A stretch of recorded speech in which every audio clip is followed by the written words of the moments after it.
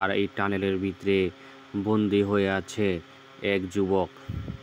সে যেখানে ইসরায়েলি এবং ফিলিস্তিনি বাহিনীর মর্মান্তিক যুদ্ধ, সেখানে হামাসের কাছে সে বন্দী হয়ে আছে এক অন্ধকার জগতে।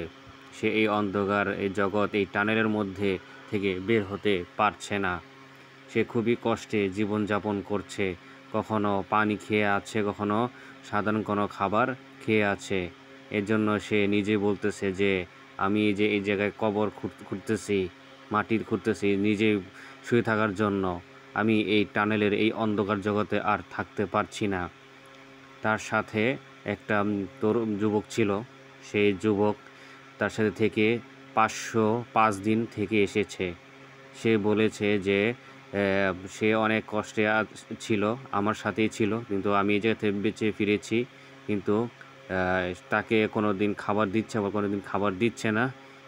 কিন্তু খুবই সে আস্তে, আস্তে এই খাবার না দেওয়ার কারণে, খাবার ভালোমতো না খাওয়ার কারণে এই অন্তর্জগৎ থেকে সে শুকিয়ে যাচ্ছে।